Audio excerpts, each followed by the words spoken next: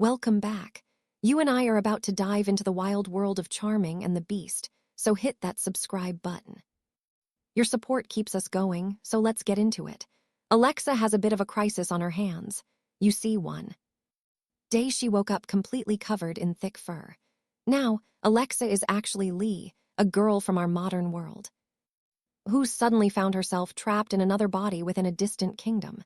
Stick with me, this gets crazy fast. The original Alexa was cursed to become a terrifyingly strong beast, and a man with a similar fate keeps crossing her path. But Alexa is determined to survive at any cost, even if she has to play the villain to do it. Will she? Well, Alexa wakes up in her beastly form just as her maid enters the room. The poor girl is horrified to see her princess looking like a monster. Alexa tries to calm her down and explain that everything will be fine, though Alexa herself is secretly panicking about the whole situation. Her memory is a total blank. She has no idea her sister, Princess Ariel, has already been by to see her. Ariel is the crown princess, and the maid explains that during her last visit, Alexa just hid away in shame. She then reveals the tragic backstory. At just 7 years old, Alexa was struck by a dark curse.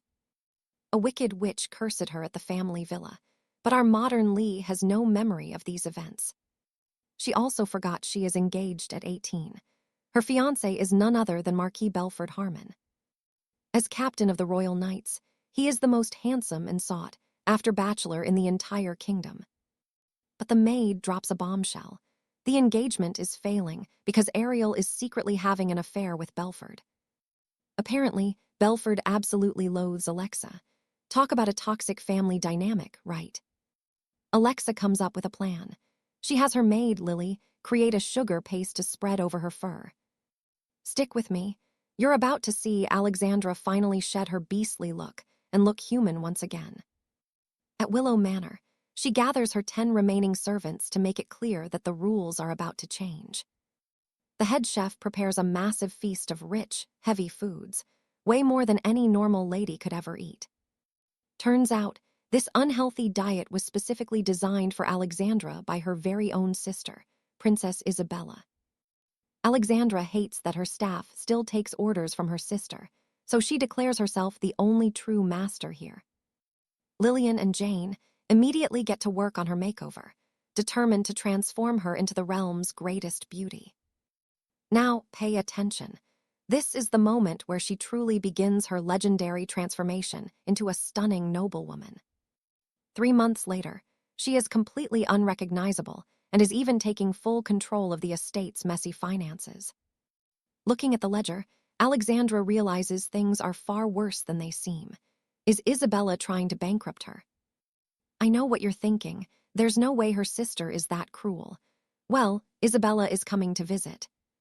The princess heard Alexandra changed her diet and how the manor is run, and she is absolutely furious about it. A mysterious man named Lord Miller also sent Isabella a letter, urging her to check on her little sister. Meanwhile, Alexandra is training with a knight, showing off skills powerful enough to slice clean through solid stone. Lillian stops the training because Isabella has arrived, and she can't even recognize the girl standing before her now. Alexandra uses her sister's shock, claiming the dark magic curse has finally been lifted for good. Isabella is skeptical, but Alexandra proves her strength by shattering a glass with just a light tap of her finger. It's undeniable now. Alexandra is still herself, but she's far more dangerous than anyone in the family ever expected. Isabella pretends to be relieved the curse is gone, but our heroine isn't buying this fake sisterly love for a second. She tells Isabella she wants to work together, so they head off to the grand St. Philip's Palace together. The capital is buzzing as everyone prepares for the king's massive birthday celebration in just 3 days. Alexandra hasn't seen Isabella since they moved back to court, and she wonders what her sister is planning for the ball. And trust me, you and I are going to want to see exactly how this royal reunion goes down. Stick with me.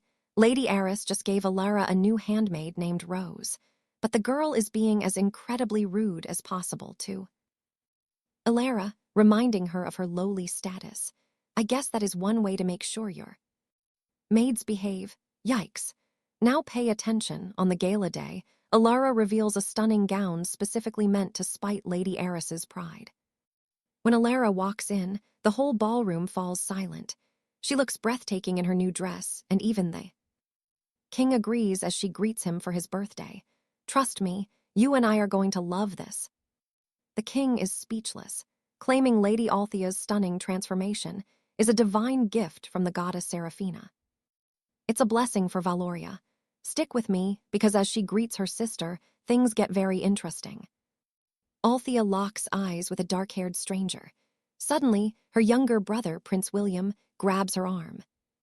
He warns her that the man across the ballroom is Grand Duke Valerius. He's known as the Cursed One. 30 years ago, the king agreed to marry a demon's daughter and make her his royal queen. Since the queen was half demon, her ferocity led to a swift execution. Duke Valerius is her only son. Prince William finishes the tale, but Lady Alara interrupts, wanting to introduce Althea to her noble friends. Althea sees right through Alara's scheme. She knows her sister just wants to humiliate her in polite society. In response, Althea accidentally splashes wine all over Lady Rosalind. She says the girl is too attached to her dress. Althea adds that Rosalind should attach herself to someone with real substance, like the second princess of Valoria. She has massive wealth, royal titles, and the raw strength of the kingdom's beast. Don't blink, this gets wild. People gather to see the drama. Lady Rosalind flees in total shame. Marquis Sterling sees everything and asks Alara to dance, flaunting their scandalous affair right in Althea's face. Althea decides to officially end her engagement. She's reinventing herself from the ground up, starting today. Everyone is absolutely shocked by the news. Althea just smiles and assures the couple that they are actually quite lovely together. Finally free, she retreats to a balcony and reflects. Althea used to be a modern girl in another world. But she was hit by a bus and reborn as Lady Althea. Lost in thought, she suddenly slips. Just before she falls, she's pulled back into safety by the mysterious Grand Duke Valerius. Mortified, Althea bolts away, wondering how much he heard. Trust me, you and I have felt that embarrassment before. She rushes off, horrified by their first encounter, but soon settles back into her lazy lifestyle. The breakup is all the servants talk about, and Lady Alara has been slacking on her royal duties. The day of the great hunt arrives, and wouldn't you know it, Alara, Sterling, and Valerius are all there. Days earlier, Lillian explained the specific rules to Althea. Only royalty and high nobility can compete. Every man must choose a lady to champion and accompany him.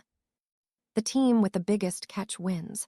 Any man left without a lady is publicly disgraced for the season. The king starts the hunt, promising the winner a legendary sword, a bag of gold, and eternal family honor. Prince William suggests his father let the Grand Duke perform in the hunt in the name of the crown. Althea realizes only Valerius and Sterling are left without a partner. Who will she choose? Everyone else realizes she hasn't made her pick yet. Marquis Sterling pairs with Lady Cecily, leaving Valerius as the only man without a partner. Since tradition penalizes men who are alone, Althea partners with him. It's an absolute power move. Shock ripples through the crowd as the king announces the start of the hunt. As the teams scatter into the woods, Alara and her clique corner Althea to start some trouble. One girl asks if Althea truly feels nothing for Marquis Sterling anymore. I know what you're thinking. Yeah, right. Althea simply says she never had feelings for Sterling at all. She just wants these ladies gone. She wants a quiet life. Althea tells them she was simply saving the Marquis for her sister Alara. She claims Alara could only get engaged after a very long time of careful consideration. Althea heads for the hunt, but Alara stops her. She demands to know why Althea broke it off. Althea asks Alara why she didn't just take Sterling for herself. Alara refuses to answer her sister. She demands a real answer and reminds Althea that Grand Duke Valerius is a cursed man. Althea isn't fazed because she's a beast, But Alara claims she only brought her home to use her. What a confession. Althea leaves to find Valerius, who asks why she chose to partner with him. He thought she hated him. After all, the Duke is used to everyone avoiding his presence. When Althea ran from him at the party, he assumed she was just like the rest of the world. All right, stick with me. You and I are about to see if a simple curse can truly stop true love from blooming. They freeze when Duke Virgil turns to leave, but Lady Alexandra stops him in his tracks before he goes.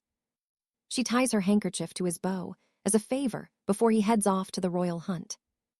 Alexandra follows soon after, but she spares a lonely doe, hunting only for the most legendary and strongest prey.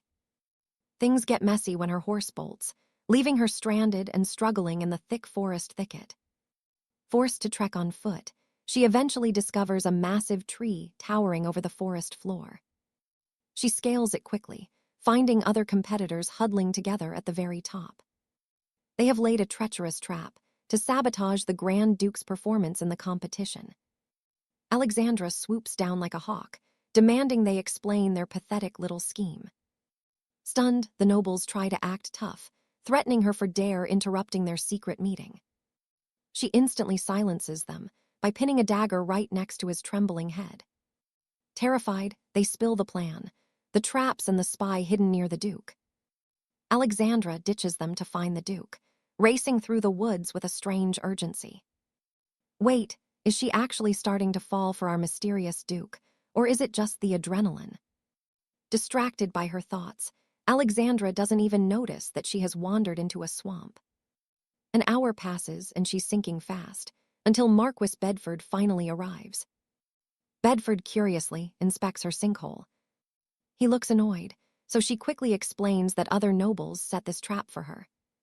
She begs for help, but the Marquis looks ready to leave her behind in the mud.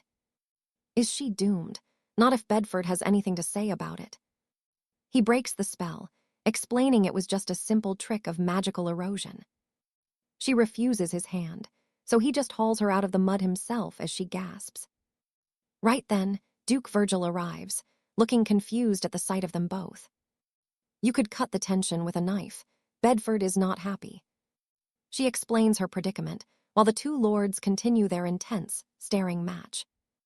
Virgil breaks the ice, leading her to a stream to wash up. She thanks Bedford and leaves, only to realize she's missing a dagger. Virgil goes to retrieve it, she reaches out, and they both tumble into the water. Now they're both soaked, and Virgil wonders why everyone fears him. He recalls how she ran from him during their very first meeting. She explains she was just embarrassed because he caught her talking to herself. He smiles and gives her permission to use his first name, Virgil. She agrees, and he uses magic to dry his cloak before wrapping it around her. They walk on together, and she invites him to tea once the hunt is over. Suddenly, she spots a white flag in the distance. The hunt might be ending early. Suddenly, Slime flies at Virgil, but she makes him dodge. A terrifying plant monster lunges for their heads, but Alexandra swiftly slices the beast in half. Virgil snipes another one with his bow, but it's clear the monsters are actually hunting him. Alexandra realized they needed to retreat to the safety of the venue hall to escape the assault. Virgil hands her his sword and horse, telling her to stay safe while he handles this. He faces the swarm alone as monsters begin to overrun the camp. Captain Garrett calls for reinforcements while ordering his knights to search for Prince William and Princess Arabella. The men are overrun, then an arrow saves them. Alexandra has arrived, fighting with a ferocity that leaves Marquis Bedford completely stunned. She looks like a beast on the battlefield. Trust me, you and I are just getting started. Stick with me. You're about to see how our princess takes total command of this chaotic and monster-filled battlefield. She heads straight for the heart of the infestation, but the soldiers refuse to trust a woman's orders. So she uses her royal rank to command them into action. We love a lady who gets things done. Nobody trusts the crown since the king fled the scene, but Alexa is built different than her father. She leads the knights with zero fear, and when a massive dragon appears, she absolutely tears through it. After a flawless victory, we see Duke 𝒆'� deep in the forest slaughtering monsters of his own. He and his elite squad are busy holding back a tide of ferocious beasts and smaller creatures. His men are stunned by his power. They realize there is no way this man is just human. He nimbly saves Alexa as their two groups finally converge in the middle of the bloodbath. Alexa is left speechless staring at 𝒆'� while her ex-Belford tries to check her for wounds. She doesn't understand why the Duke saved her, and she definitely doesn't care about Belford's fake concern. Now pay attention here. This is where the drama between these three really starts to heat up. They start bickering right in front of the knights, but luckily the last of the monsters are finally dead. The soldiers cheer for Alexa and Belford, but Alexa is annoyed that they're ignoring 𝒆'� help. She scolds them immediately, and the men quickly realize that their princess is right to be angry. They start cheering for the Duke too, as the battle finally ends and they head for home. The knights want Alexa to return to the palace, but she refuses to leave the wounded behind. She and 𝒆'� share a horse as the Duke tries to ask if she's truly all right after that. Suddenly Mile, the Duke's young attendant, interrupts them both. Mile is absolutely adorable, and he asks if the Grand Duke is finally on a date with Alexa. She's captivated by how cute the kid is, until he mentions a strange scent in the air. Alexa watches as the boy pulls a small sachet from the saddlebag. It's high-grade monster bait. She realizes this bait is exactly why she felt so uneasy whenever she was around 𝒆'�. She asks him why he even has the bait in the first place, but he stays silent. She turns to leave since she hates liars, but he catches her hand and begs her to stay. He explains he used the bait to lure better prey, so she could have a successful royal hunt. He literally put his own life at risk just to make sure her hunting trip was exciting. Alexa tells him she doesn't want him getting hurt because she actually cares about his safety and health.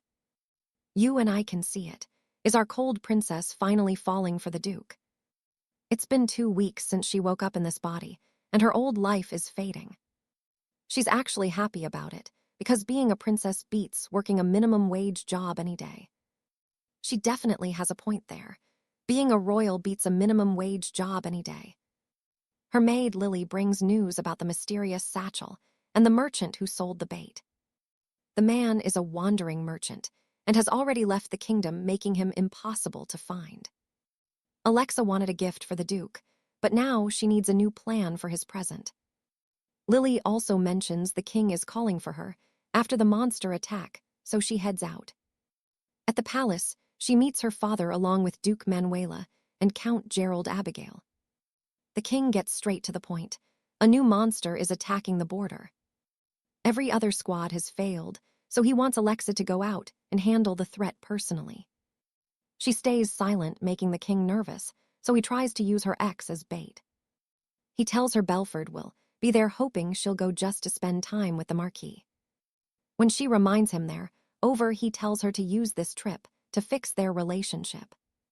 Alexa refuses the mission, claiming that her magic vanished once her curse was finally broken. She tells her father she's done with war and only wants to focus on finding true love. You and I just witnessed a legend retiring. She's not a beast anymore, and everyone is totally shocked. You and I are about to see just how much the king is willing to pay to keep his best knight. If she heads to the border, she can pick any man as her husband. But Alexa isn't convinced that a forced marriage leads to love. She knows better than anyone that you can't just pair up with a stranger and expect magic to happen overnight. She demands the king support her choice no matter who it is. He agrees, but the Duke and Count are already fuming.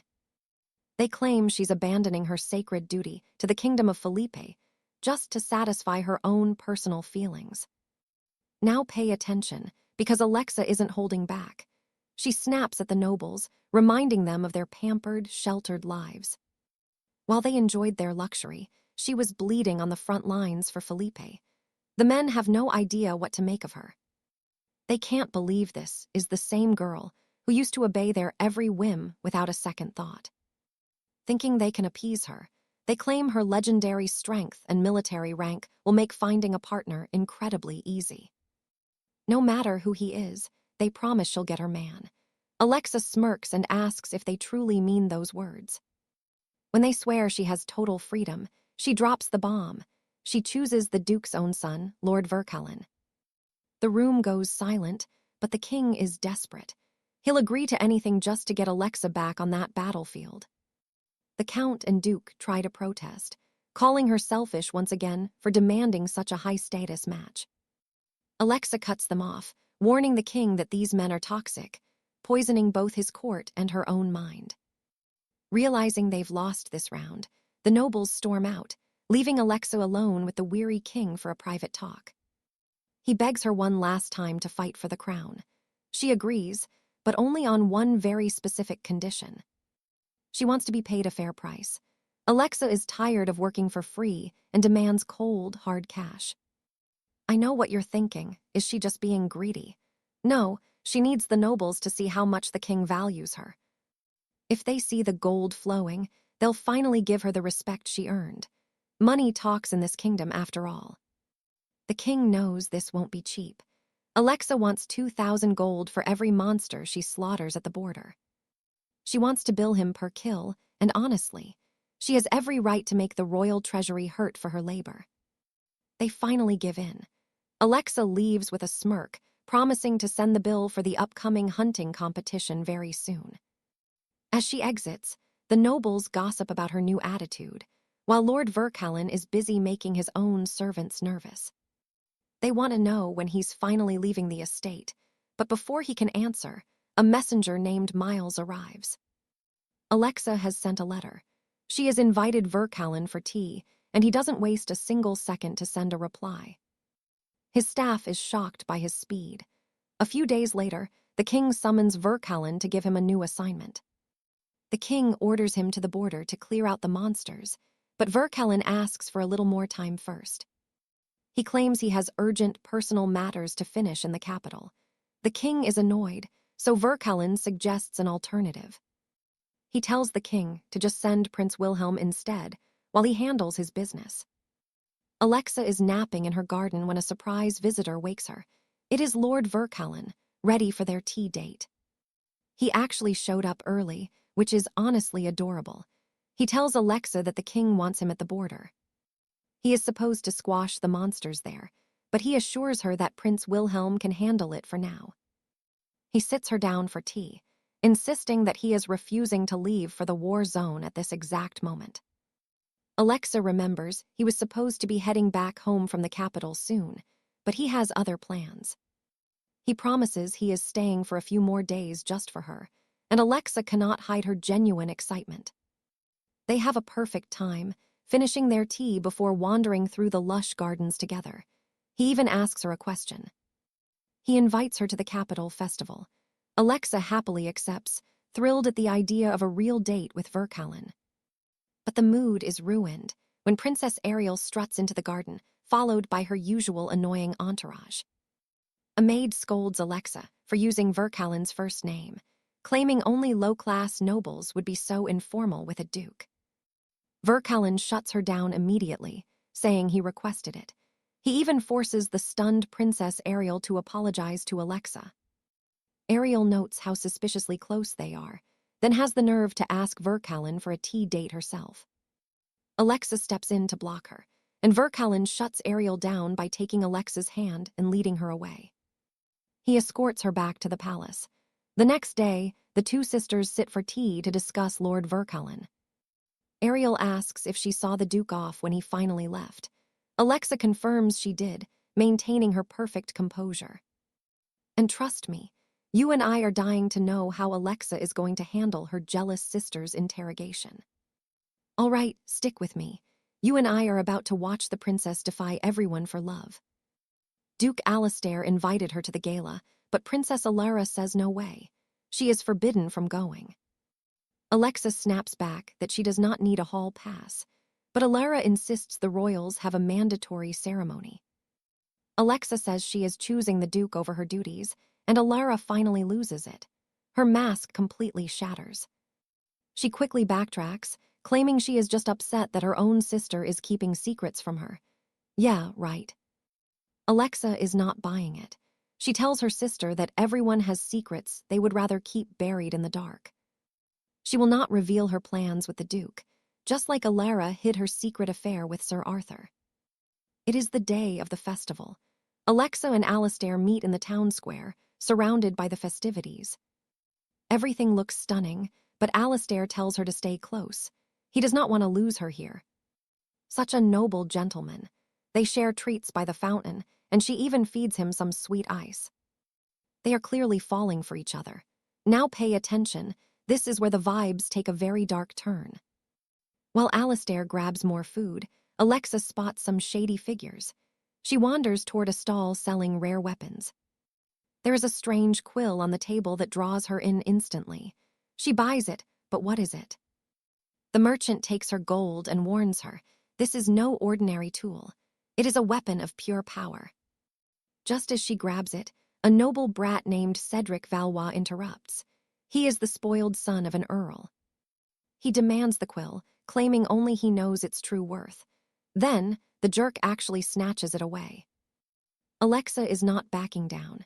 She grabs his wrist, threatening to snap his bones if he does not let go. A crowd gathers around them as 𝒆'� throws a massive tantrum. Suddenly, a man rushes over and demands an explanation right now. It is Earl Duncan, 𝒆'�'s father. He looks absolutely humiliated by his son's pathetic and rash behavior in public. Alistair returns during the chaos, recognizing the Earl. Alexa starts to realize she knows this man too. She remembers him from her past life. He is the head of the Valois family, one of the top houses. He is her long-lost Uncle Duncan, but Alistair's voice snaps her back to reality with a chilling warning. He tells her that quill is actually a cursed demonic relic. 𝒆'� claims he was only trying to save her. You and I can see the truth, though. The merchant has vanished, leaving Alexa wondering if she is being targeted. Is someone after her magic? She cannot dwell on it for long before Duncan forces his son to apologize. 𝒆'� mutters an apology, and they leave. Duncan is left staring at Alexa with a look of pure shock.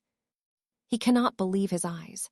To him, Alexa looks exactly like a mysterious woman from his past named Camellia. Alexa asks if the curse affected Alistair. He says no, demonic items do not hurt those of his same race. Because he is half demon, he felt nothing. They decide to keep exploring before heading back to court. Back at the palace, the king is absolutely livid. He is furious she had an outing with the Duke. Alexa immediately realizes that her sister, Alara, must have told on her. She was right. Alara claims she only did it out of concern. She says Alexa does not know the world yet. She insists the Grand Duke is still seen as a dangerous man by the rest of the kingdom. Alexa finds it funny that Alara calls him dangerous when she wanted to have tea with him herself. She tells Alara that she does not trust her anymore. Then, her sister asks if Alistair is more important.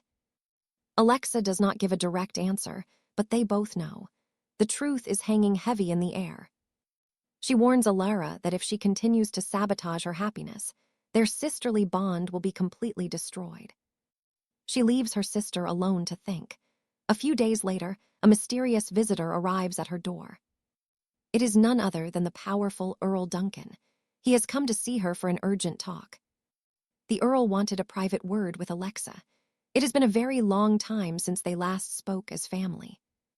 He starts by telling her he has heard a rumor. She has been assigned to the infamous Aphelion delegation. Alexa admits it is much harder than she thought. She knows nothing of politics after being locked away. She had no idea that the Aphelion group had such a vile reputation for being arrogant and cruel. She realizes her position is a trap meant to make her fail. Luckily, Uncle Duncan is willing to help. And that is where we leave it for now. Trust me, you and I need to see what happens next. All right, you and I are diving into a world where power is everything, and secrets get you killed. Count Alistair promises to teach Lady Alexa every skill needed to survive the upcoming imperial meetings. From high etiquette to refined politics, they would even provide lavish gifts to win over the envoys. Alexa is suspicious, demanding to know what he wants in return. His answer, nothing at all. The scene shifts to a lonely grave, a woman who took her own life, much to Alexa's shock. Alastair reveals the tragedy of Lady Camellia, her mother. After Alexa's birth, rumors spread that the Alastair family birthed a monster. Camellia took her own life, which only made the cruel gossip 10 times worse. The Count believes the crown was behind it all, using the tragedy to seize control of the nobility. Pay attention here, because this is where a simple political deal turns into a full-blown plot for bloody revenge. Alastair admits he wants someone within the palace walls who will finally stand up for the aristocracy. He wants Alexa as their champion, but she worries the weight of the nobility is too much for her. After all, she is only the second princess, and hardly the most beloved figure in the kingdom. Alastair promises the full support of his house, leaving Alexa to weigh the risks of his offer. As the Count departs, Alexa is torn. It is far too late to turn back, but the path ahead looks deadly. She refuses to be a helpless pawn again, remembering the weakness she felt in her past life as a leaner. Overwhelmed, she seeks refuge in the garden to weep, thinking she is alone. But a familiar voice calls out. A voice catches her attention. Duke Valerius has arrived. Valerius gently wipes away her tears, demanding to know who dared to make her cry. He doesn't know her secrets, but he swears that everything will be all right, promising to stay by her side forever. Alexa eventually falls asleep in his arms, safe in the Duke's strong embrace. The palace servants are stunned to see the Duke carrying her, but they lead him to her chambers. He places her in bed with a soft kiss on the forehead before heading back into the night. On his way out, he questions the maids. They reveal that Count Alastair visited the princess earlier today. The maids note that Alexa was devastated after the meeting, and Valerius immediately suspects something is wrong. You saw that coming, right? Valerius is piecing together a very dangerous puzzle against the king. Later at Ester Castle, Valerius stands before a swirling portal and commands a mysterious figure to emerge. A dark-haired man steps forward with a mocking grin, calling Valerius his dear little brother once again. Valerius stands face to face with his own half-brother. This is 𝒆'𝒔, a full-blooded demon and the very man who murdered Valerius' own father. 𝒆'𝒔 knows all about Alexa, and he can see just how much the Duke has fallen for her. He taunts him, suggesting it would be fun to turn Alexa into a demon, just like their poor mother. 𝒆'𝒔 claims Alexa would last longer than their mother did, since she already possesses massive demonic energy. Valerius snaps, grabbing his brother by the throat and warning him to never touch her. 𝒆'𝒔 just laughs, mocking the fact that the king still believes they share the same royal blood. In truth, the Duke's father was a demon king, making him completely unrelated to the human crown. The royal line is a lie, and 𝒆'𝒔 is here to remind him of that truth. He suggests he might be a better match for Alexa, causing Valerius to launch a desperate attack. 𝒆'𝒔 catches the blow easily, using his magic to choke the life out of the Duke. But Valerius breaks free, unleashing his own terrifying magic to strike his brother down. He watches 𝒆'𝒔 bleed, ordering him one last time to stay far away from the princess. 𝒆'𝒔 is stunned that his brother used mana magic against him, as demons are forbidden from using it. But Valerius' status as a half-breed changes everything. His blood gives him access to both kinds of magic. Valerius warns him to stay away, or he will kill him. The next morning, Alexa's training begins under the watchful eye of Count Alastair. He has hired the legendary Lady Cecilia, the most famous and feared etiquette teacher in the entire kingdom. So do we think she'll survive the court? Trust me, you're going to want to see what happens next. Alexandra masters her lessons instantly before seeking out the realm's greatest scholar, Master Alastair Lloyd. All right, you and I are about to see her long day take a very sharp turn. He claims he came to watch her fail, sparking yet another heated clash between the two rivals. Refusing to show her proper courtesy, Julian finds himself grabbed and slammed onto the cold stone floor. She stands over him, demanding he show respect whenever they are out in public. Count Harrington enters exactly then, finding his son sprawled out and asking if they were fighting again. Alexandra quickly changes the subject, presenting the bag of beast pheromones she took from Baron Blackwood during the hunt. She is determined to unmask the mastermind who used this bait to cause chaos at the royal hunt. She also plans to forge armor from the fallen monsters, and the Count vows to help her.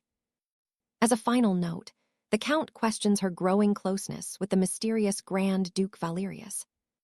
Alexandra is unsure herself, but Harrington warns that the court will talk if she stays this close. She refuses to pull away, reminding him of the same stubborn love her mother once showed. We have to wonder, will Alexandra's story end as tragically as her mother's did? The next day, she ponders why her features look so different from the rest of the royal family.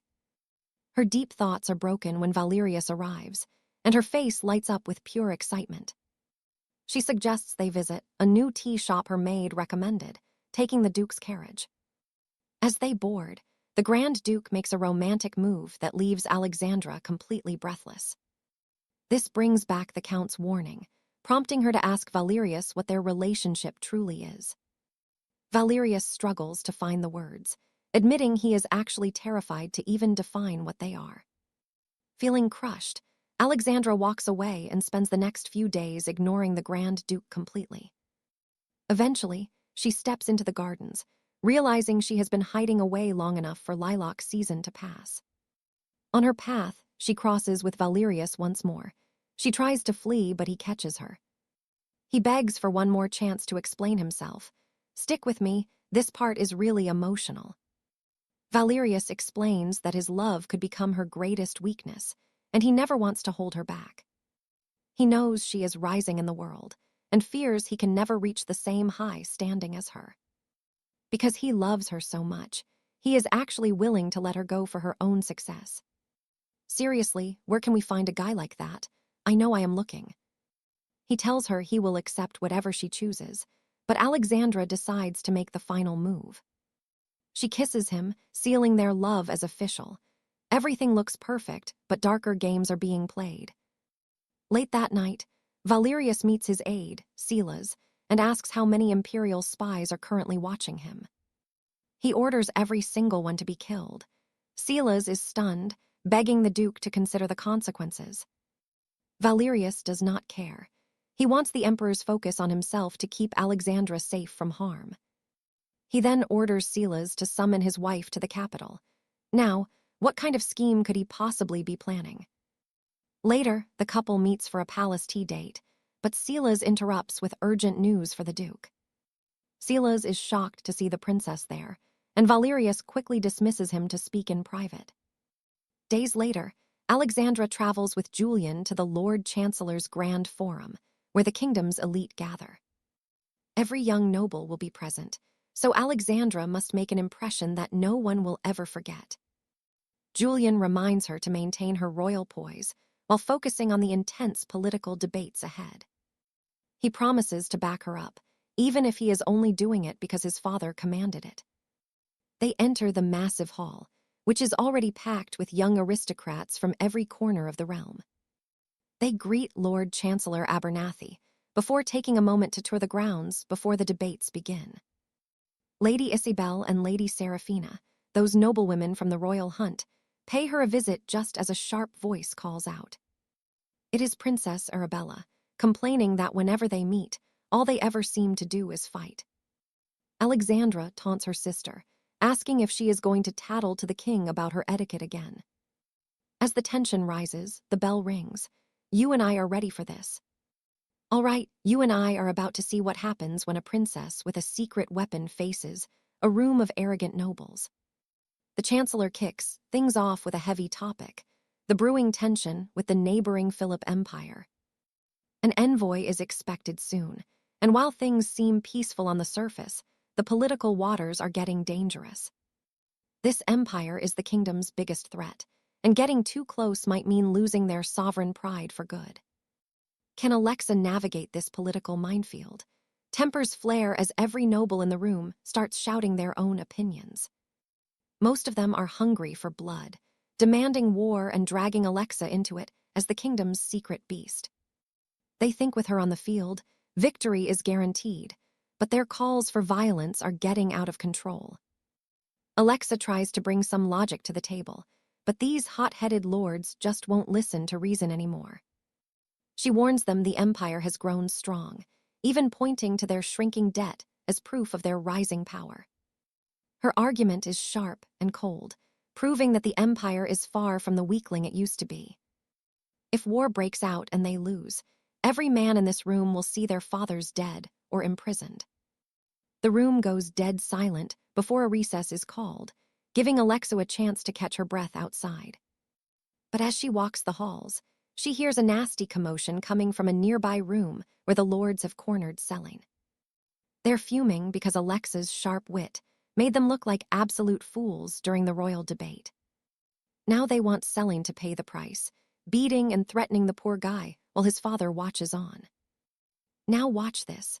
Alexa knocks on the door, and the temperature in the room drops below 0. The beast has officially arrived. Alexa delivers a brutal punch to one lord's gut, sending a clear message. She grabs another and hoists him into the air, ready to crush him until a familiar voice stops her. It's 𝒆'�. Alexa is baffled. Why on earth would he stop her from getting the revenge he deserves? She's furious, thinking he's just going to let them walk over him, but 𝒆'� has his own plans for payback.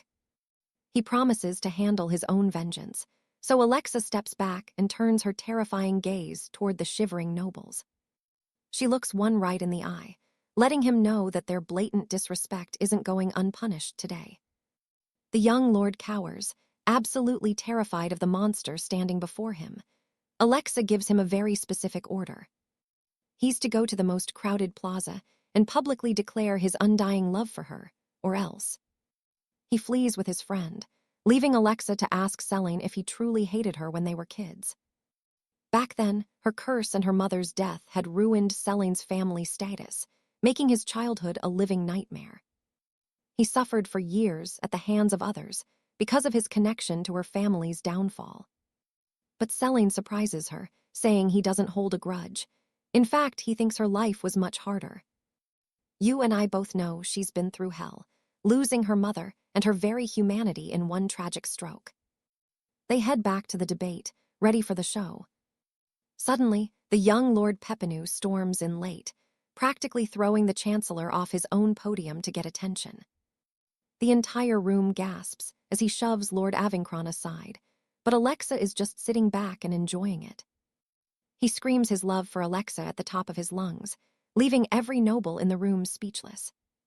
His sister, Manhwa, demands to know what on earth he's doing since he's already engaged to another high-ranking woman. But he's too scared of Alexa to stop, continuing his wild declaration while Manhwa glares at the princess.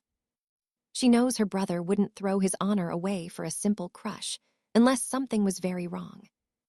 Fuming, she calls Alexa a filthy beast to her face, trying to expose her in front of the court.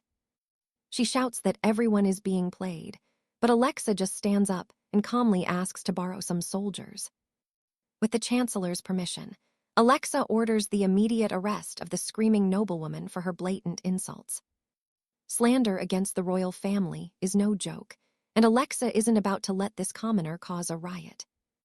As the guards drag Manhwa toward the dungeons, the woman spits one last venomous insult at the princess. She claims Alexa's mother was ashamed of her, but Princess Ariel steps in and delivers a fast, satisfying slap. With Manhwa silenced and dragged away, the two princesses return to their seats like nothing ever happened. Alexa is stunned. Why would Ariel defend her now? The Chancellor finally dismisses the chaotic meeting for the day. So, what do you and I think?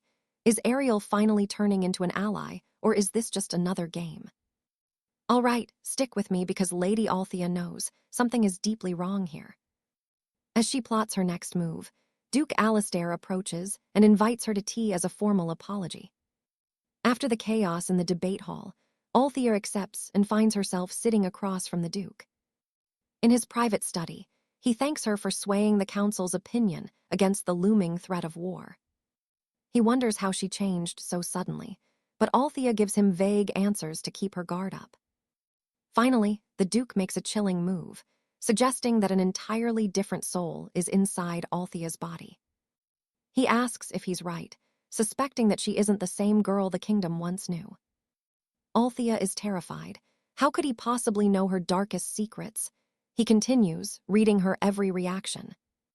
He admits her conduct during the debate gave her away, showing a maturity she never had before. The Duke believes kings are chosen by the heavens, and he doubts Prince William is truly fit for the crown. He suggests Althea should seize the throne herself, claiming protection from noble factions won't be enough. He warns that the king might eventually fear her, so perhaps ruling is her only way to survive. Alastair reveals that her own mother wanted her to rule and offers a deal for the full story.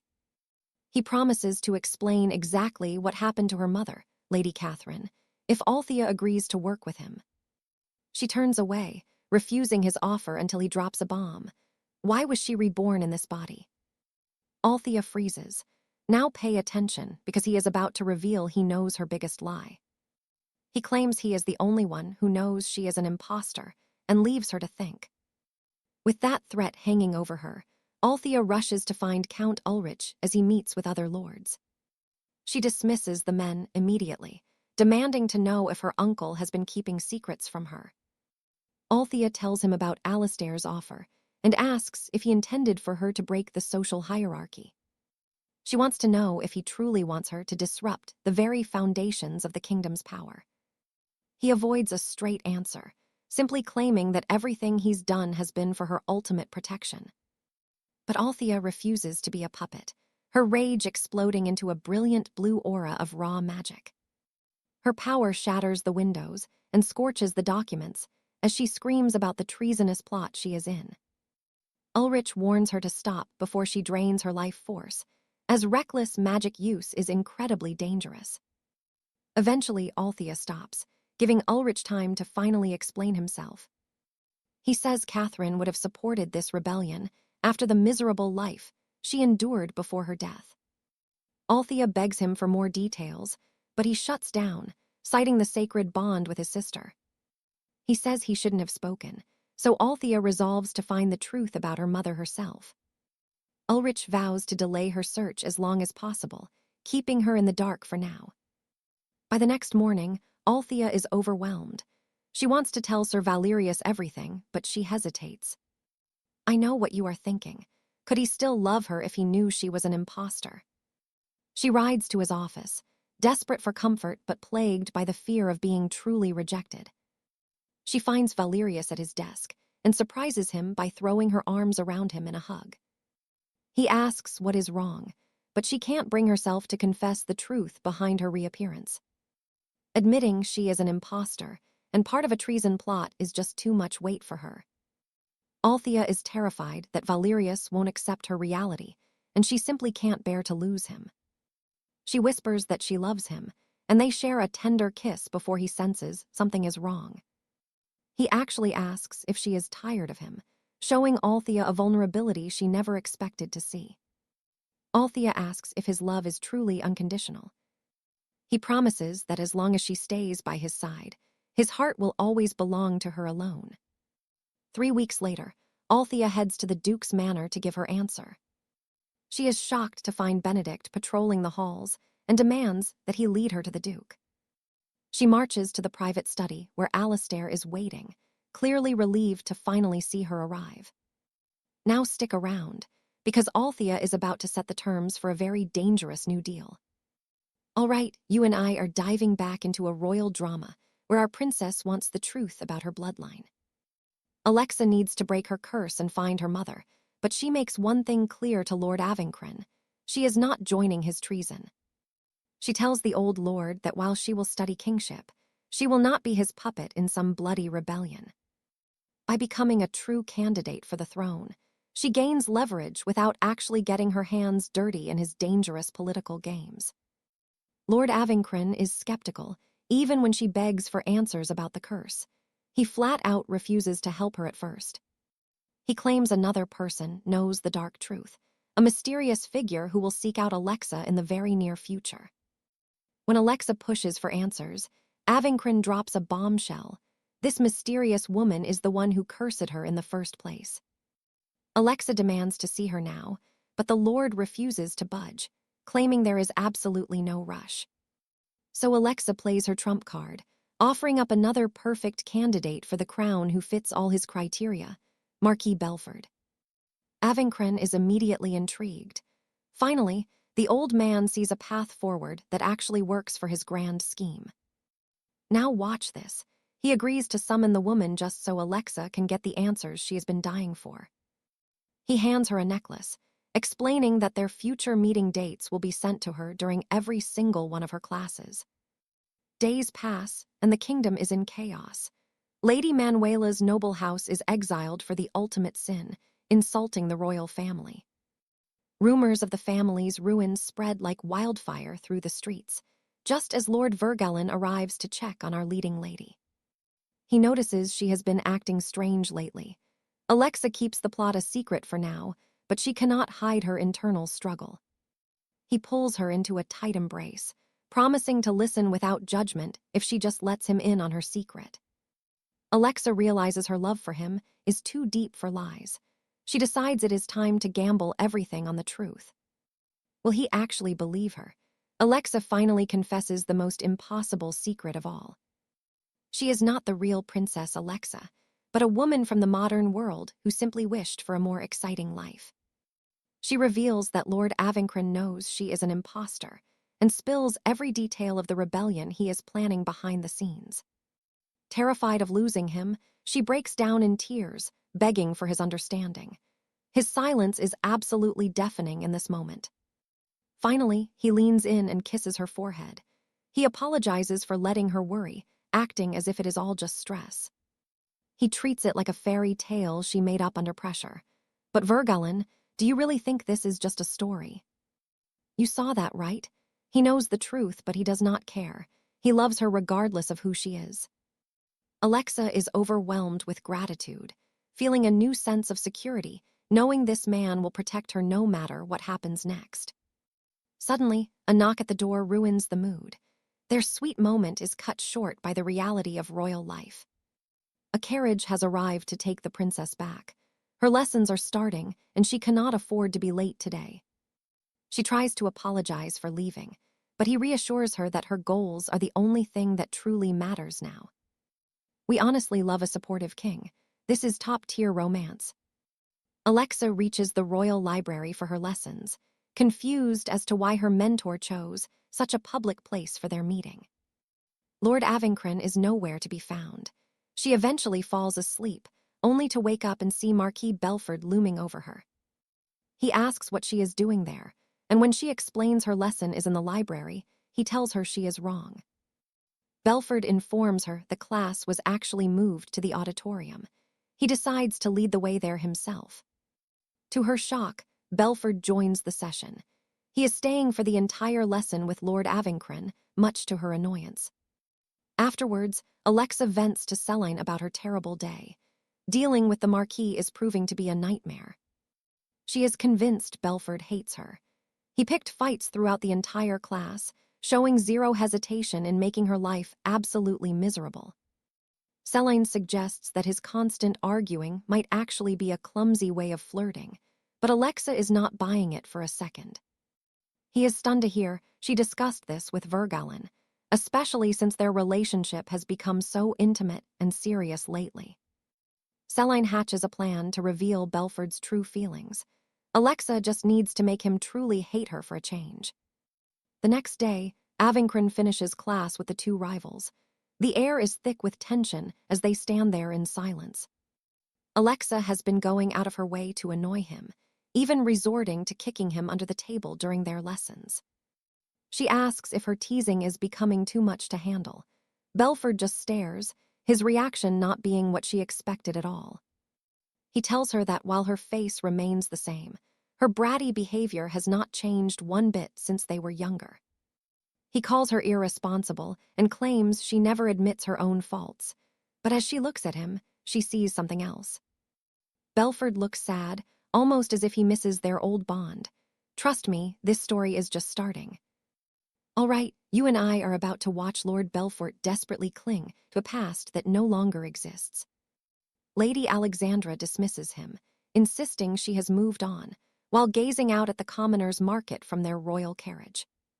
Spotting Sir Valerius, she orders a sudden stop, ignoring Belfort's frantic warnings that the crowded streets are far too dangerous. She scoffs at his fear, claiming the beast is likely safer in the market than he is, before leaving to find Valerius. Valerius is stunned to see her there, immediately worried about her safety as she searches through the bustling merchant stalls. He warns her to stay alert, noting that dangerous mercenaries often prowl these busy corners of the kingdom's capital city. Alexandra just smiles, venting about her miserable morning and how Belfort ruined her lessons with his constant, suffocating presence. But the more she complains about the other lord, the more obvious it becomes that Valerius is getting quite jealous. Later, Alexandra daydreams about their previous secret outing, which took place right after her exhausting studies with Duke Alaric. She learned that a jealous Valerius is a very attentive man, using every single moment to court her with passion. She is so lost in her thoughts that she barely hears Duke Alaric speaking to her during their current session together. At the end of class, Alaric commands Belfort to escort Alexandra home, but she flatly refuses to go with him. She tells the Duke she has a private visit to a pottery studio planned, a move that clearly irritates her unwanted suitor. Alaric insists she needs protection, as the studio is located on the rougher outskirts of the city's great central market. While Alexandra frantically searches for another excuse to ditch Belfort, she suddenly sees Valerius riding straight toward the manor window. She rushes out to meet him, thrilled that her knight remembered her desire to visit the local artisans today. Valerius has come to collect her for her lesson, proving he listens to every single word she says. He pulls her onto his horse, and they ride off, leaving the Duke and Belfort staring after them in shock. From the window, Alaric teases the young Marquis, noting how much the once stiff Lady Alexandra has softened lately. He asks Belfort if this dramatic change is because of her new relationship with the mysterious knight, Sir Valerius. Now pay attention. Duke Alaric is definitely looking to stir up some serious trouble. Belfort is reeling, realizing that Alexandra has completely transformed from the girl who once chased him around. He finds himself falling for this confident new version of her, and his jealousy toward Valerius is reaching a breaking point. While he broods, Alexandra and Valerius are at the pottery shop, carefully selecting the finest wares for the entire kingdom. She wants everything to be perfect for the visiting delegation, as every detail reflects the honor of her noble house. Valerius steps out to fetch her a drink, and suddenly, Alexandra feels the cold prickle of someone watching her from the shadows. A mysterious red-haired woman has been tracking her every move since she entered the shop, never once breaking her intense gaze. Alexandra watches the stranger climb into a waiting carriage outside, where she is joined by none other than Lord Belfort himself. As they pull away, Alexandra notices something chilling. The carriage bears the official crest of Duke Alaric's powerful family. She is left wondering what secret game Belfort and the Duke are playing behind her back. Finally, the day of the grand delegation arrives, and the palace is buzzing with nervous energy and royal palace guards. Alexandra personally oversees the final preparations, ensuring the kingdom looks its best for the arrival of these foreign dignitaries. The entire court is gathered, and Alexandra notices that Valerius seems unusually tense as he stands among the crowd of knights. Now, watch closely, because the moment we have been waiting for is finally here. The southern delegation marches into the throne room, led by the arrogant and boastful Count Julian. They are incredibly rude to the crown, but one man stands out, a quiet priest named Gabriel who watches everything. Later that night, Alexandra's handmaidens report that the visitors are throwing a fit about the quality of their guest quarters. They are being intentionally difficult, making life miserable for the palace staff just to show off their supposed superiority. Alexandra goes to handle it personally, finding Count Julian screaming at the servants in the grand hallway. Julian is shocked to see her, as he expected the beast of Philippa to be some hideous monster, not a beautiful lady. He tries to act tough, claiming his room is a disgrace to his station, even as he cowers before her gaze. Alexandra offers a polite apology, but then she suddenly smashes a priceless vase, stunning the entire delegation into silence. They had no clue that she personally handpicked every single item in this room just for their arrival. Trust me, you and I are about to see her force these men to serve directly under her command. The men can only protest in absolute terror. All right, you and I are back with Alexa, as she plays a dangerous game of high-stakes royal politics. Later at the grand banquet, Alexa hides in a quiet corner, absolutely drained from her duties, until Lord 𝒆'𝒔 approaches her. He offers his congratulations, noting that her sharp wit has definitely left a lasting impression on the gathered high society.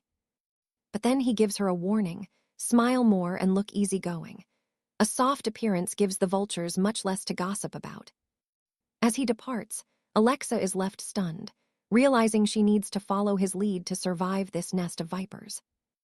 Knowing she can't show a single ounce of weakness, she slips away from the crowded ballroom to finally catch a breath. But while walking through the silent stone halls, the peace is shattered by the sound of a woman screaming in pure terror.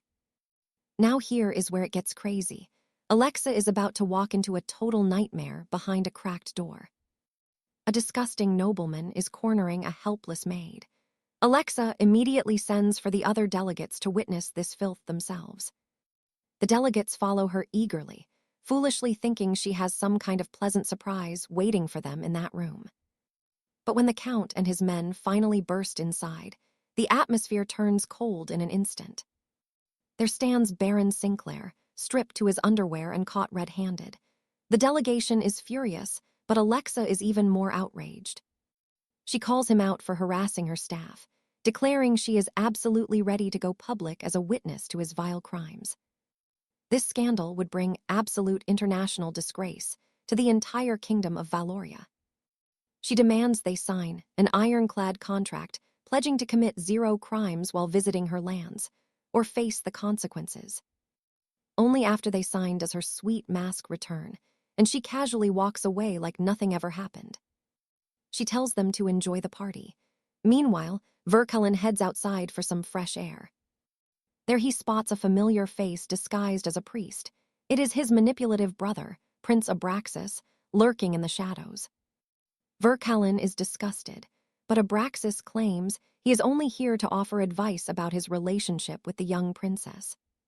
He warns his younger brother that a choice is coming, one that will define their future forever.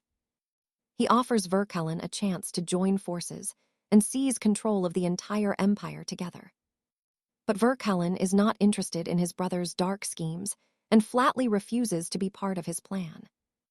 𝒆'𝒔 lets him go for now, realizing the best way to control 𝒆'𝒔 is through Alexa herself. Inside, Alexa crosses paths with Lord Belford, who has already heard whispers of the Baron's humiliation. He is absolutely livid, arguing that the delegation is far too important to be treated so poorly, regardless of their behavior. Alexa is sickened. She snaps back that her people were in danger and she won't play nice with criminals for politics. She turns to leave, but Belford's voice stops her cold.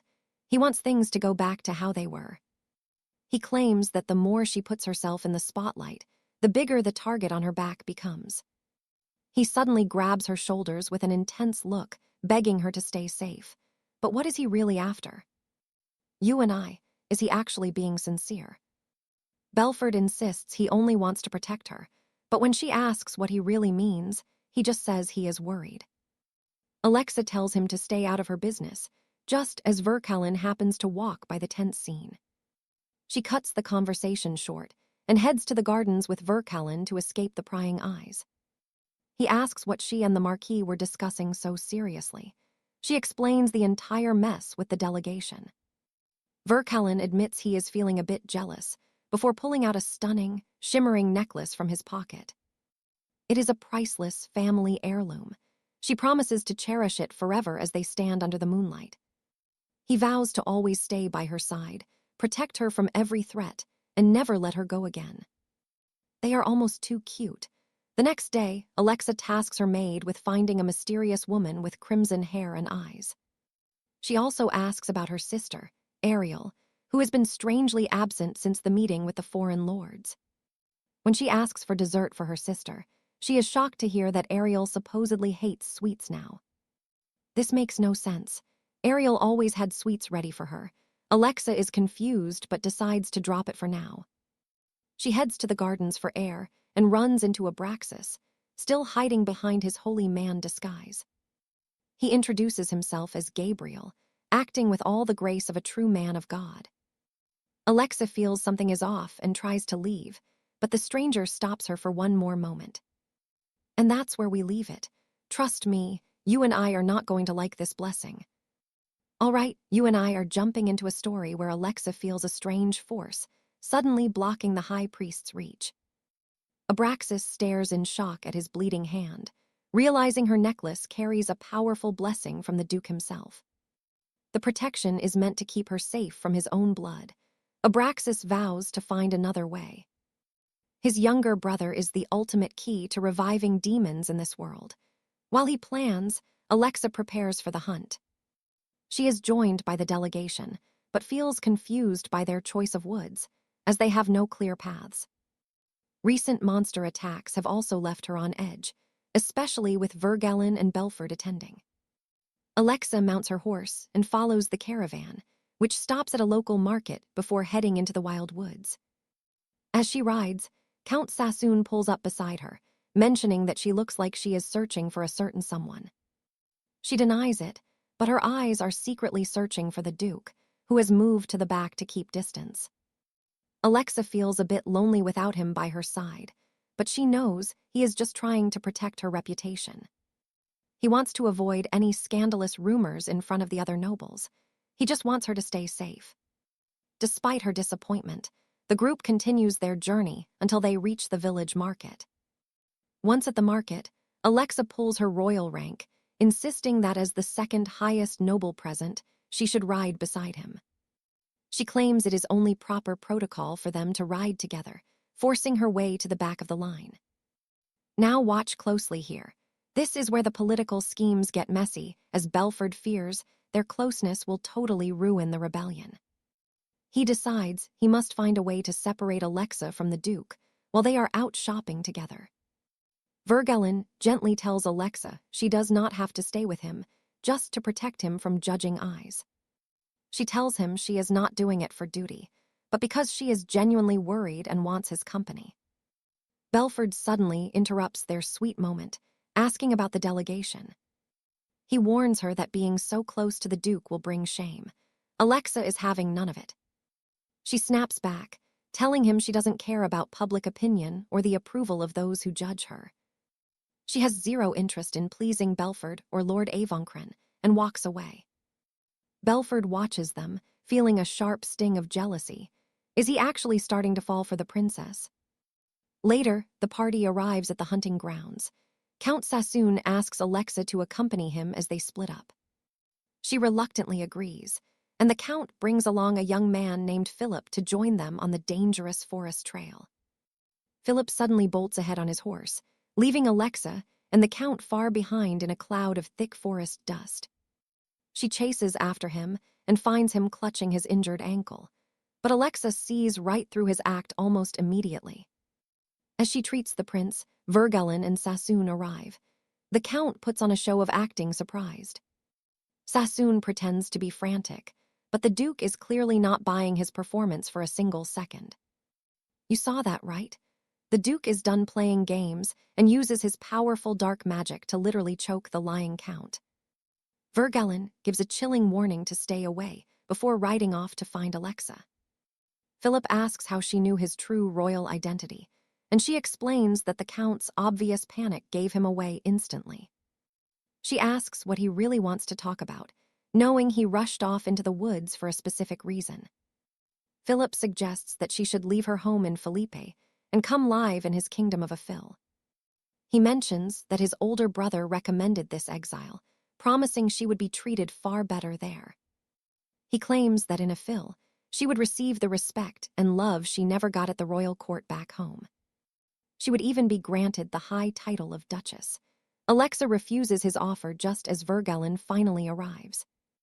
He asks if she is hurt, and though she says she is fine, his mood is incredibly dark. On the way back, she asks what is wrong, but the Duke remains silent and clearly annoyed. Alexa rides ahead, telling him he can talk to her whenever he is finally ready to stop being so stubborn. It looks like the initial honeymoon phase between the Duke and Alexa has hit its first major rough patch. Alexa gives him the silent treatment, making him desperate to know how to make things right again. She finally cracks a smile and asks for one thing: no more keeping secrets between the two of them. As they ride and talk, Prince Philip and Sassoon watch the couple very closely from the shadows. And that's where we leave it. Trust me, you and I are going to want to see the fallout from this reveal. All right, you and I are about to see if they can lure the demon and beast back to the kingdom together. If they succeed, Valoria will be unstoppable, but Lord Benedict is absolutely seething as he watches Valerius. He is consumed by jealousy over Alana's focus on Valerius and totally frustrated by how public their relationship has become. The next day, King Alaric reads the scandals about her relationship, and his blood begins to boil with rage. He hates how close Alana is to Valerius, but thinks their coupling might actually be useful for his plans. However, fearing things might spiral, he decides the risk is too high and sends for a mysterious red-haired woman instead. Alana runs into her ex, Lord Benedict, at the palace, and he stops her to ask a desperate question. He wonders if things would have been different if he had treated her better during the time they were engaged. She says yes, but reminds him that looking back is foolish before turning her back and walking away forever. She meets Valerius, thanking Silas for the beautiful tea garden he prepared for the happy couple to enjoy together. Alana and Valerius discuss the wild rumors spreading through the capital about their scandalous new relationship status. She tells him everyone sees a monster, but she knows he is actually a very pleasant man. Valerius surprises her with a stack of letters from border lords, pledging their absolute support and loyalty to her. Alana is worried because these letters are a direct insult to the king, and she fears what might happen to him. He tells her not to worry. Trust me, you're going to want to see what's up his sleeve. Prince Arthur keeps begging for a meeting, but Alana does her best to avoid him at every single turn. She visits Count Eustace under a friendly guise, and he shares some very important news about their business. Their armor trade is booming, but they must keep the leather source a total secret from the royal court. If the king finds out, he will claim the design for himself, so her profits are being hidden away safely. Her share has been turned into gold bars and kept inside her late mother's mansion for safekeeping by the count. Upon arriving at the estate, Alana is stunned by the massive fortune her mother left behind for her. But something in the pile of gold catches her eye, a strange, modern-looking button that seems totally out of place. A modern button in a fantasy world. You and I both know something insane is going on here. That evening, Father Gregory greets her in the garden, looking very concerned about her choice of a partner. He asks if she knows about Valerius's demonic bloodline, but Alana reveals she is already well aware of the truth. Gregory warns that demons will rise against humanity, with Valerius leading the charge on the side of his ancestors. He even suggests that Valerius might actually be a full demon, rather than just a half-blood as suspected. Alana asks why he cares so much, since her own powers are not that different from the man he fears. She questions his worry, but he claims he is only looking out for her safety and well-being. He takes her hand to show their powers are different, but Alana notices his hand has been badly injured. A strange aura swirls as Gregory realizes there is a powerful barrier protecting her that is stronger than her magic. He asks about her necklace, noting its magic is far stronger than any power she possesses on her own. Alana explains it was a gift from Valerius, which makes the priest look even more suspicious of her. Gregory says the necklace's magic reacted violently against his own holy light when he tried to touch her. He warns she will be branded a demon if she stays with Valerius, and asks why he is blocking him. But Alana isn't worried at all. In fact, she is actually laughing in his face. She isn't shocked by Gregory's words. She has already seen the signs of a coming war. She knows demons might rise again, and Valerius could be right at the center of the entire bloody conflict.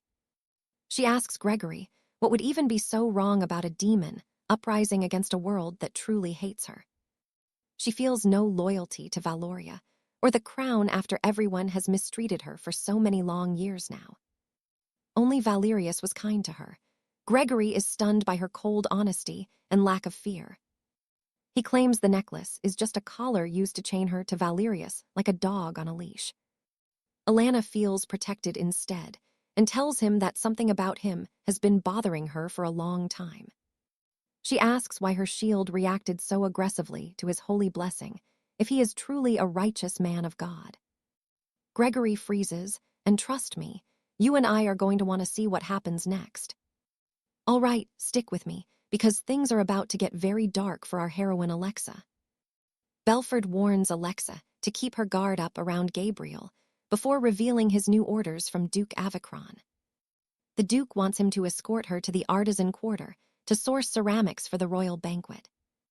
Alexa is suspicious since Belford usually avoids her like the plague.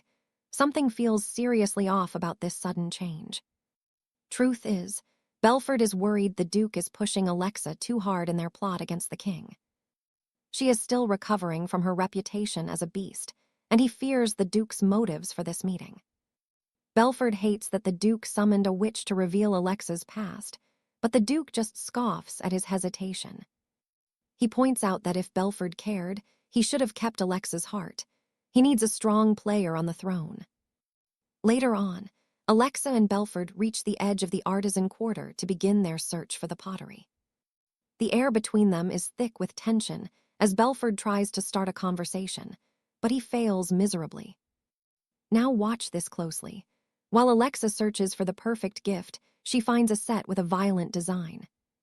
The merchant explains these fine pieces come from a master craftsman in the distant kingdom of Cyrene. Just as she decides to buy it, a mysterious redhead approaches and asks if the pattern caught her eye. Alexa recognizes her instantly. This woman is a witch, and the encounter is no accident. The witch is impressed by her sharp instincts, but her eyes quickly lock onto Alexa's shimmering necklace. She senses the charm protecting her, noting that Alexa must have someone who truly treasures her life. The witch introduces herself as Morgana before they head to Lady Camelia's manor for a private interrogation. Alexa demands to know how she can stay in this era and why her body was possessed. Morgana isn't shocked by the questions, but explains that it wouldn't matter since Alexa wasn't actually born in this current time. Okay, I know what you're thinking, but wait. Morgana reveals that Alexa didn't actually steal this life. Everything belonged to her from the start. The original Alexa was the one out of place all along. This cosmic mix-up is exactly why the king harbors such a deep, burning hatred for the princess standing before us. Morgana gestures to the blonde hair of the royal line, then points to Alexa's much darker locks. She explains that Alexa's mother was an outsider who was taken in by a man named Lord Argent. The woman fell for Prince Alistair, the late king's first son. This means King Raphael is not Alexa's real father at all, which changes everything. Raphael murdered his own brother because he couldn't have Lady Camelia for himself. It was pure, unhinged jealousy. Morgana claims her mother was broken, but perhaps she didn't take her own life as the stories say. The witch continues the tragic tale, saying Camelia wouldn't have abandoned her child so easily. She lived as the king's concubine for years, claiming Alexa was a princess just to hide her true secret royal lineage. But Raphael's envy grew. He couldn't stand her love for Alexa, so he performed a dark and twisted soul-switching ritual. With her daughter's soul ripped away, Camelia finally gave up on life. That's the real truth of her death. Mother Ariel sent the new child away for her safety, and the girl's immense grief summoned Morgana. The child begged for strength, so the witch granted it through the infamous curse of the beast. The curse was actually meant to be a hidden blessing, but only if the girl could truly learn to love herself. only then would the magic break. Sadly, she never found that courage, and her death triggered a cosmic shift. Their souls traded places again, returning both girls to their rightful bodies at the perfect moment in time. Morgana says things will return to normal now, as long as the truth remains hidden from the world. Whether Alexa chooses to seek bloody revenge for her family's fate is now entirely up to her. Crushed by the news, she wanders home through the pouring rain, falling to her knees in a state of pure despair. She hears footsteps and hopes Lord Valerius has come to comfort her, but the reality is much different. She looks up to find Belford instead. He scolds her for being out alone, but Alexa isn't having it. She screams that he knew she'd meet the witch. Suddenly, Belford pulls her into an unwanted and desperate hug. He confesses his feelings as he tries to touch her face, but she pushes him away in disgust. He begs her to smile at him just once, the way she smiles at Valerius. Then, lightning cracks the sky. Belford hits the ground as Valerius appears. Trust me, you and I do not want to be Belford right now. All right, you and I are about to dive into a dark tale of obsession and dangerous royalty. Elara can't help but look at the bleeding Duke. Alastair warns that one more glance will be his end. Lord Arthur stirs, but Alastair zaps him with a surge of magic, searing the poor man into unconsciousness. Elara is horrified, asking if this is really him. She begs him to apologize and help the Duke. Alastair claims he only spared the Duke for her sake. To him, that is more than enough compensation. Elara sobs, claiming he's making things impossible. She only wanted him, despite the Duke's offer of true love. Alastair doesn't believe her. He's always wanted her to suffer just so he could be her hero. He suspects Elara actually liked Arthur's confession, since he's a proper, noble human man with a pure soul. Driven by demonic jealousy, Alastair declares his darkness. He wants everything she ever touches to be shattered. Now watch this. He wants her world to burn so her attention stays fixed only on him forever. Elara embraces him again, swearing her love, but Alastair reveals the dark contract made by their fathers. His mother was a vessel for a demon child, meant to ensure the safety of the entire kingdom. His mother refused to turn into a demon herself, so she took her own life in total despair. He's convinced that by staying with him, Elara will eventually die a tragic death. He rejects her and leaves her in the rain. The next day, Elara finally wakes in her room. Her sister Isabella is there. Elara has been in bed for 10 days since the guards found her. Elara ignores her sister's worry. All she wants is Alastair, but he has been sent to the border. The king exiled him for several years. Elara refuses to believe it and rides to his empty house. The place is abandoned except for one man. It is Bishop Gabriel, waiting for her in the shadows. Gabriel reveals he is a demon too. He grabs Elara's throat, calling himself 𝒆'𝒔, Alastair's own half-brother. He throws her down and reaches for her necklace, but its magic flares up, pushing the demon away. He needs the power, but it's too much. He explains the necklace holds a powerful human life force. Alastair put his own life into the pendant to protect Elara, leaving only his demonic soul behind. Elara is furious. 𝒆'𝒔 is the reason Alastair is gone. He grabs her again, lifting her up high. Pay attention here, because this is where Elara's own hidden magic finally begins to explode into life. A green light knocks the demon away while shielding the princess. It's her own beastly magic awakening now. Her will to get Alastair back fuels her magic, growing stronger every single second. She wills it to strike 𝒆'𝒔, wounding him. She pins him against the wall to drain his energy. She demands he admit to poisoning Alastair's mind, but he fires a blast, making her drop him instantly. As she recovers, he attacks and wounds her again. It looks like the demon might actually win this. But Elara's love for Alastair is far stronger, giving her the power to completely overwhelm the vile creature. She zaps his body with high-voltage electricity. She spares him, sensing Alastair might still care for him. Her mind then turns back toward her sister, Isabella, who is still sobbing back at their home. Elara returns to her shocked maids. As they treat her, they mention Isabella has been waiting. Isabella walks in and slaps Alara, dismissing the servants. She's furious and asks where Alara has been. Alara doesn't want to hear it. She's upset Isabella locked her away and stole her crush, Lord Arthur. Isabella claims everything was for Alara's own sake. She recalls a childhood promise they made long ago. When Alara was sent to Kensley, they swore to flee the capital once the curse was lifted.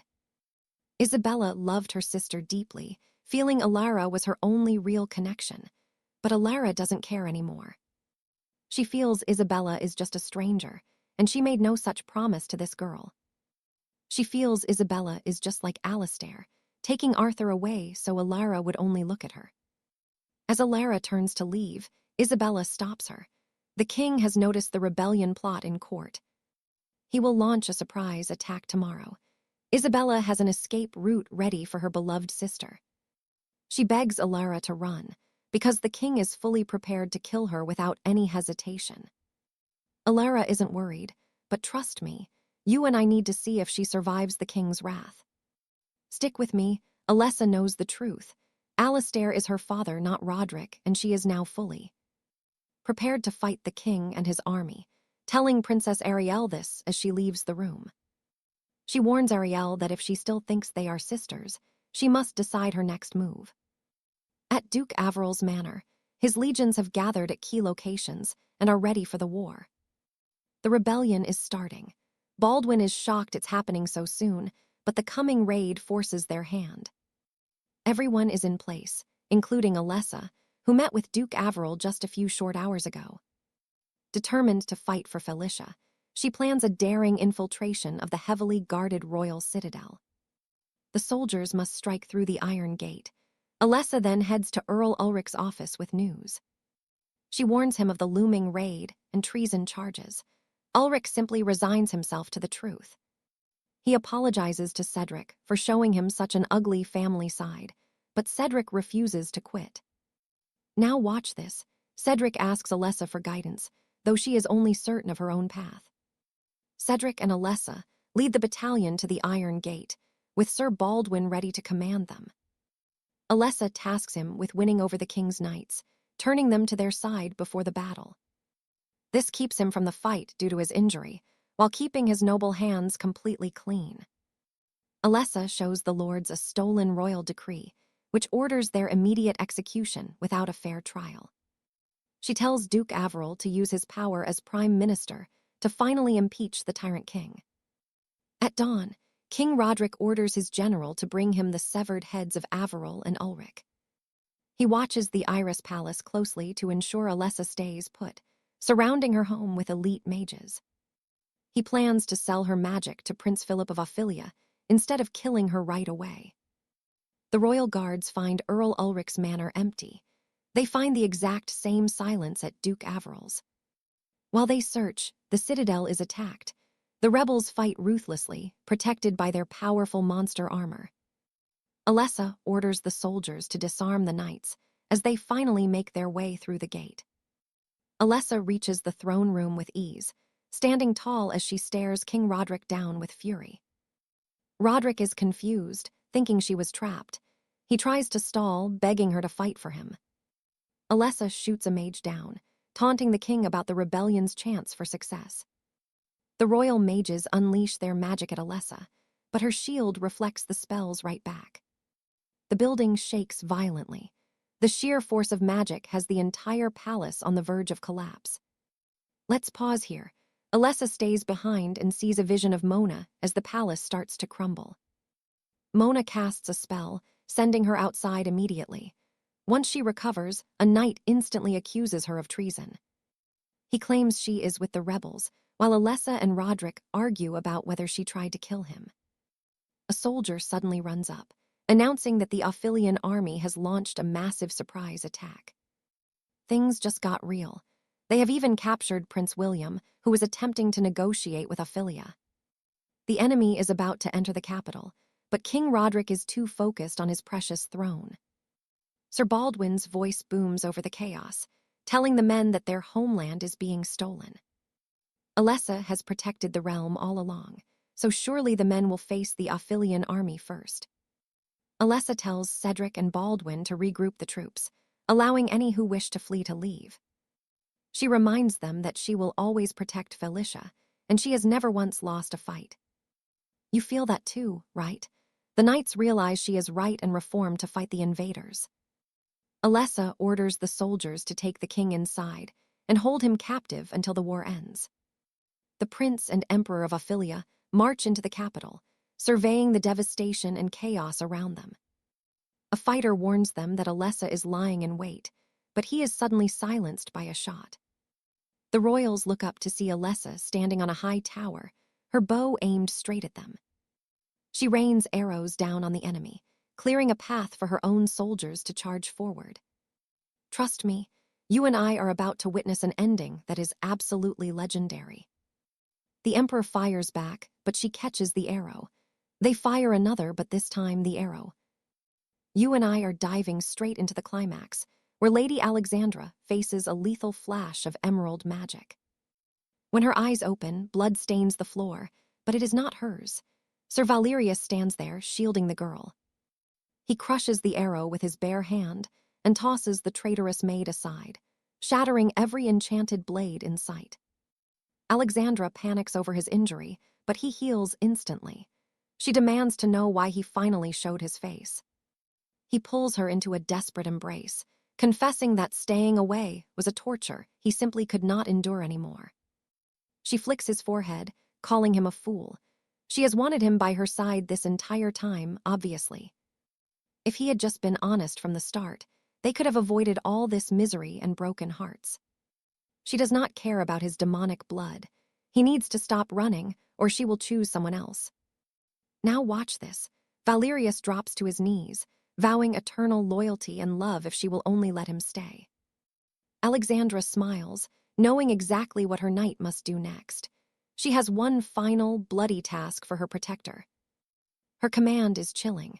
Bring her the head of the king of 𝒆'𝒔 before the sun sets on this war. Valerius realizes he has truly found his match. He tears through the enemy lines like a shadow, hunting the king. In a heartbeat, the king is dead. Soldiers watch in total silence as their ruler's body hits the cold stone.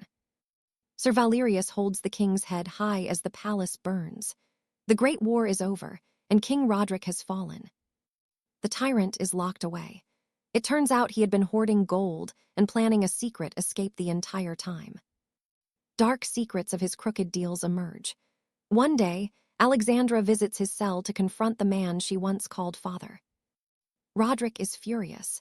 He demands to know why his daughter would betray him, but Alexandra knows he is not her blood. You and I saw this coming, right?